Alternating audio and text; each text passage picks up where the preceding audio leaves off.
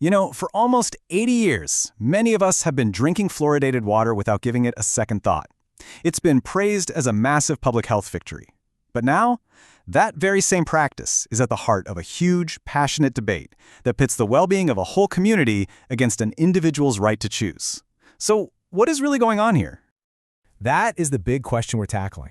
How does something that was once considered one of the greatest public health achievements become so incredibly divisive? To figure it out, we're going to have to break down the core conflict, look at the kind of accidental discovery behind it all, and then really weigh the evidence that's fueling both sides of this argument. All right, first up, the public health showdown. And let me tell you, this is about way more than just teeth. It's a clash of fundamental beliefs. At its core, the whole debate really boils down to this conflict between the health of the community versus the rights of the individual.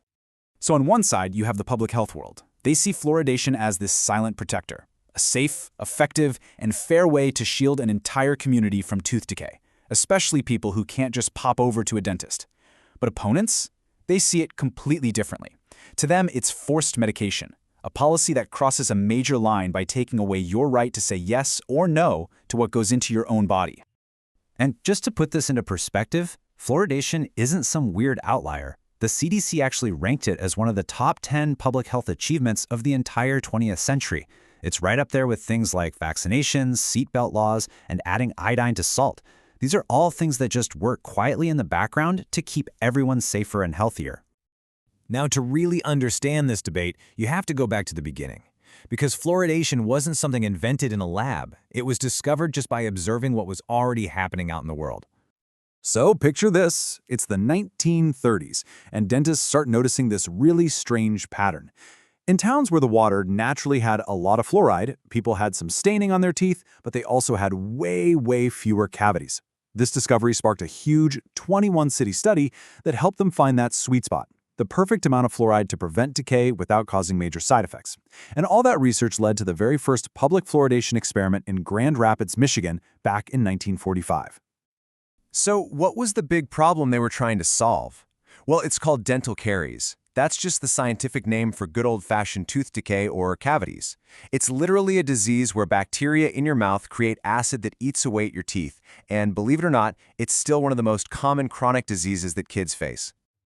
Okay, so after all these decades of adding fluoride to water and studying it, what does the evidence actually say about the benefits and the risks? Let's dive into the key data points that are at the center of the debate today. This is the big one. This is the headline number from the public health perspective. Decades of studies have shown that community water fluoridation cuts down on tooth decay by about 25%, and that's for both kids and adults.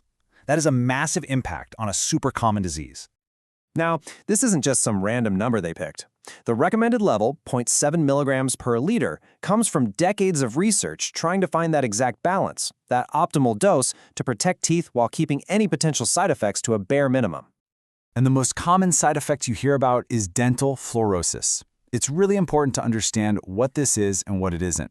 It's a cosmetic thing that can happen when developing teeth get a bit too much fluoride.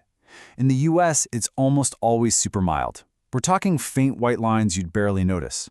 Severe cases, the kind that can cause pitting, are really rare, and they're not linked to water at that recommended 0.7 level. Okay, let's get to it. This is probably the single most controversial claim driving the debate right now. Opponents often point to studies that suggest there might be a link between fluoride and lower IQ scores in kids. So, what's the real story there? Well, according to major public health organizations, if you look at all the high-quality evidence together, that link just doesn't hold up, not at the levels used here in the US. A big review in 2023 found no connection. The studies that you often hear opponents cite were frequently done in places with naturally occurring fluoride levels that were way higher, sometimes double or triple what's used in our public water. Or they just didn't control for other things that we know affect a child's development.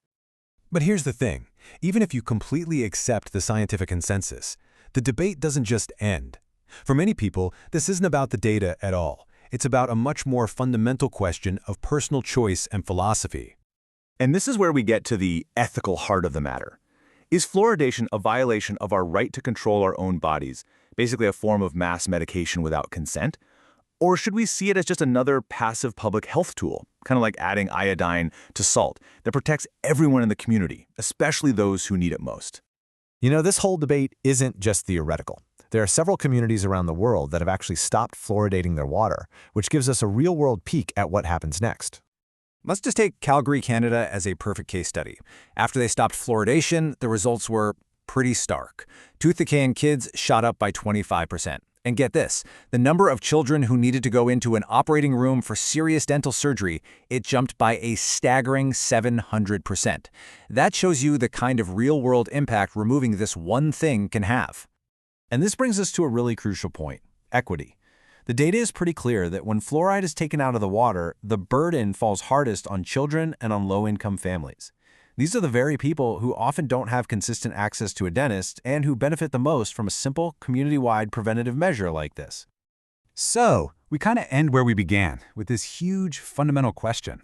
This isn't really just about a mineral in our water, it's about what we owe to each other as a society. When does a measure designed to protect the most vulnerable become an unacceptable intrusion on our personal freedom? And who gets to decide where that line is? That's the real question at the heart of the fluoride debate. And man, it does not have an easy answer.